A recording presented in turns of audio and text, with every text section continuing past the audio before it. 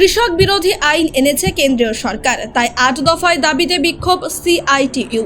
মুর্শিদাবাদের বহরমপুরের টেক্সটাইল কলেজের মোড়ে বুধবার ৮ দফা দাবিতে অবস্থান বিক্ষোভ। ৮ দফা দাবির মধ্যে রয়েছে ন্যূনতম মজুরি ২৬,০০০ টাকা দিতে হবে, শ্রমিকদের দিয়ে ৮ ঘন্টার বেশি কাজ করানো যাবে না, পিএফ সহ একাধিক সুবিধা প্রদান করতে হবে। আগামী বিধানসভা বৈঠকেই শ্রমিক বিরোধী আইন প্রত্যাহার করে শ্রমিকদের জন্য হিতকর আইন প্রণয়ন করতে হবে। আইসিডিএস থেকে বিড়ি শ্রমিক সকলের কাজের সুবিধার্থে এই অবস্থান বিক্ষোভ বলে জানালেন সিআইটিইউ এর মুর্শিদাবাদের সাধারণ সম্পাদক জ্যোতিরূপ ব্যানার্জি।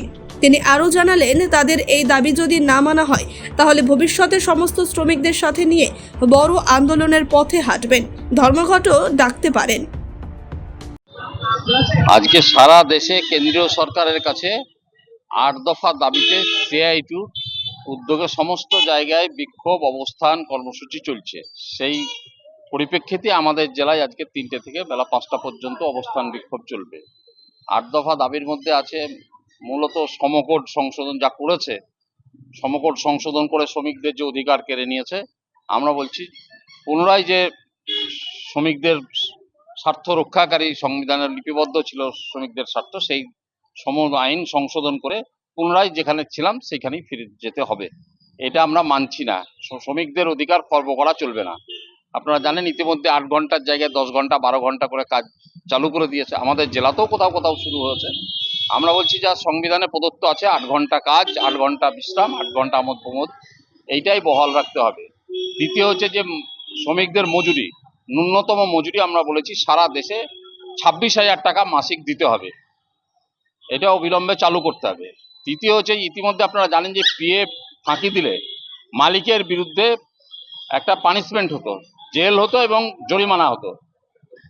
কেন্দ্রীয় সরকার সেই আইন সংশোধন করে জরিমানার পরিমাণ কমিয়ে দিয়েছে এবং জেলটাকে উঠিয়ে দিয়েছে। আমরা বলছি এটা চলবে না। শ্রমিকদের অর্জিত টাকা, পিএফ এর টাকা যা যদি মালিকরা জমা না দেয়, তার বিরুদ্ধে যা অতীতে সাজা ছিল জেল এবং জরিমানা 2 হতে বহাল রাখতে হবে। আমরা দাবি করেছি যে প্রজেক্টে যারা কাজ করে, বিশেষ করে ICDS, mid day meal, scheme worker যারা, তাদের মাসিক বেতন 26,০০০ টাকা দিতে হবে, তাদেরকে শ্রমিক হিসাবে স্বীকৃতি দিতে হবে এবং তাদের সামাজিক যে সুরক্ষা আছে সেই সামাজিক সুরক্ষাগুলি চালু করতে হবে।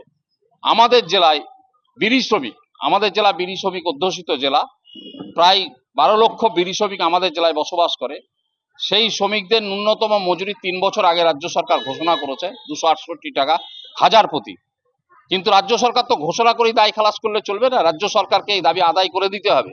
তার জন্য তার ডিএলসি আছে, এএলসি আছে, মিনিমাম ওয়েজ ইন্সপেক্টর আছে, যাদেরকে দিয়ে মালিককে বাধ্য করাতে পারে এই গভর্নমেন্ট ঘোষিত মজুরি দেওয়া। কিন্তু আমরা দেখছি সারা জেলাতে কোথাও 268 টাকা, কেন 172 টাকা মজুরি আমাদের চুক্তি হয়েছিল, সেটাও এখন পায় না। কোথাও 100 টাকা, কোথাও 90 টাকা, কোথাও 120 টাকা এই মজুরি পাচ্ছে।